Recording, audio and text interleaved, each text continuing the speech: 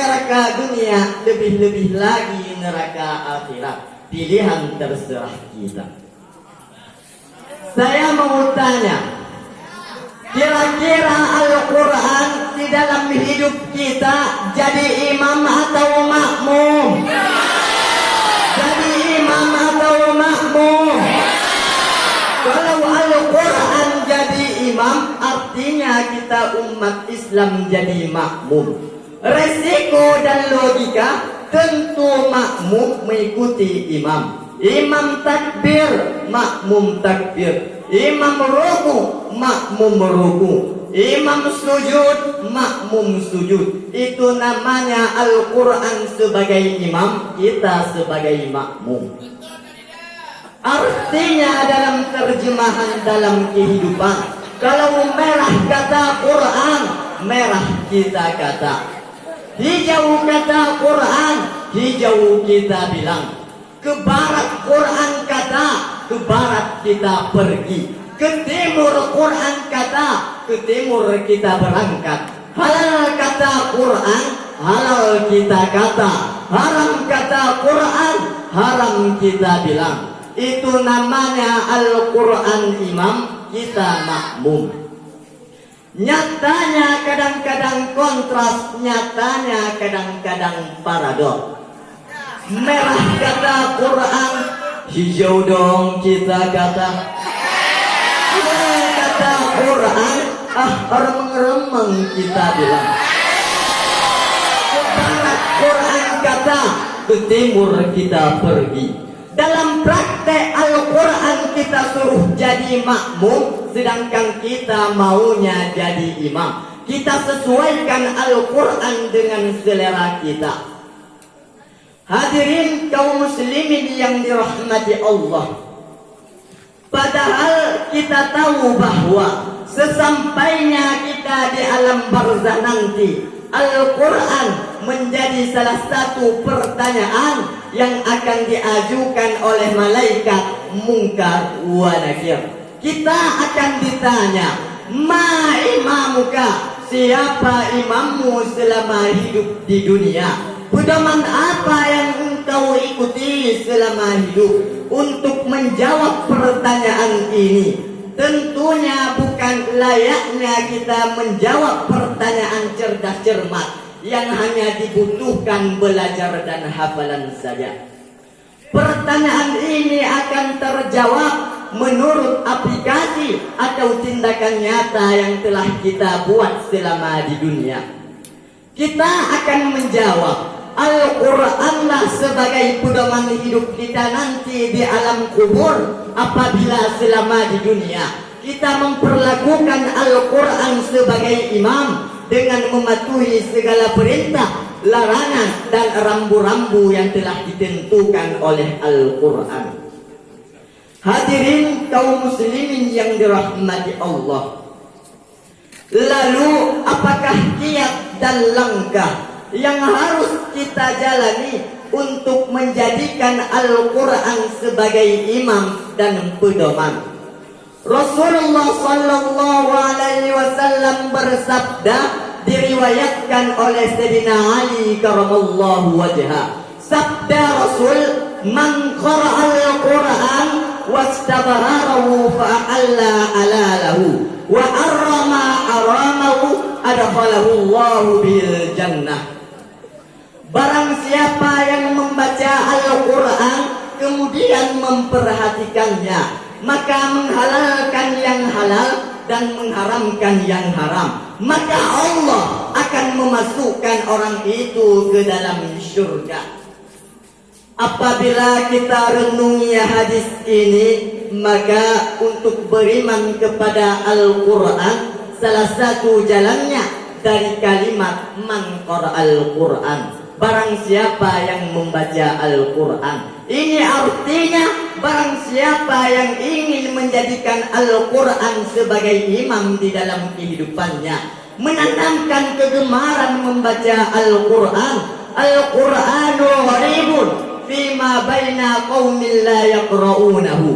Al-Quran akan menjadi asing, Al-Quran akan menjadi aneh apabila terdapat di tengah rumah orang yang tidak suka dan tidak pernah membacanya. Jadi langkah pertama, tanamkan kegemaran membaca Al-Quran. Tentu ini idealnya harus dibiasakan dari sejak kecil. Karena kalau sudah dewasa, jangankan gemar membaca Al-Quran, kadang-kadang huruf hijaiyah saja masih belepotan. Sebagai orang tua, kalau anaknya buta huruf Latin, katanya menghambat kemajuan. Bagaimana kalau anaknya buta huruf Al-Quran? Jelas saja dapat menghambat proses kesadaran dan kebangkitan dunia Islam itu sendiri. Hadirin kaum muslimin yang dirahmati Allah, di dalam suatu hadis Nabi pernah berpesan, "Nawwiru buyutakum bitilawatil Quran."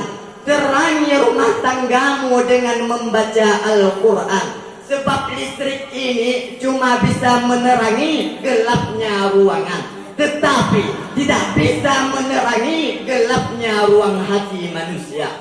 Al-Quran kalam Allah, dibaca di segala keadaan, tepat dan pantas. In all season, bahasa kampung saya, ia pantas dibaca. Di dalam suatu percontohan Nabi mengatakan begini, "Matalul mu'minil ladzi yaqra'ul Qur'an kamatalil utarujjah. Ra'ihuha thayyibun wa ta'muha thayyibun." Orang mukmin yang suka baca Al-Quran seperti buah utarujjah, baunya wangi, rasanya enak. Kira-kira kalau di kampung kita seperti apa buah utarujjah? Seperti jeruk yang manis lah. Sudah baunya wangi, rasanya enak. Hadirin kaum muslimin yang dirahmati Allah, maka oleh karena demikian, jadikanlah Al-Quran sebagai imam, sebagai pedoman di dalam kehidupan, dan sebagai rambu-rambu yang mengingati ketika mana kita keluar jalan. Al-Quran bukan hanya sebagai penolong di dalam dunia, tapi juga ia menjadi lentera di alam barzakh. Bahkan bukan hanya sampai di situ, seseorang yang menjadikan Al-Quran sebagai pedoman hidup disertai dengan menanamkannya di dalam dada, maka jasadnya akan dipelihara dan akan diutuhkan oleh Allah Subhanahu wa Ta'ala, sebagaimana disebutkan oleh Syekh Ibrahim Al-Laqani di dalam kitabnya, "Mahdaini lakin zabilafu khussa bil anbiya wa man alaihim nussa." Siapakah man alaihim nussa tersebut? Salah satunya adalah orang-orang yang menanamkan Al-Quran di dalam dadanya. Jangan harap bisa menjawab soalan mungkar walakin nanti jika tidak menanamkan kegemaran di dalam hati. Dengan menanamkan kegemaran di dalam hati, tentulah hati merasa suka. Di saat hati merasa suka, maka timbul akan cinta. Ketika seseorang mencintai Al-Quran, sudah tentunya Al-Quran mencintai seseorang tersebut. Buktikanlah cinta kita kepada Al-Quran dengan sering membaca. Siapa saja yang sering membaca Al-Quran, maka tidak terbantahkan Al-Quran menjadi pertolongan di dalam dunia maupun di alam barzakh. Jangan kau jadikan Al-Quran sebagai pajangan di dalam rumah, karena itu akan membuatmu menyesal di hari esok. Tetapi jadikanlah ia sebagai rutinitasmu, maka ia akan membantumu di hari gelap. Hadirin kaum muslimin yang dirahmati Allah, Al-Quran adalah, hanya inilah yang dapat saya sampaikan. Lebih dan kurang saya mohon maaf. Astaghfirullah min qaulin bila amalin. Adanallahu wa iyyakum ajma'in. Assalamualaikum warahmatullahi wabarakatuh. Waalaikumsalam warahmatullahi wabarakatuh. Beri aplaus penonton.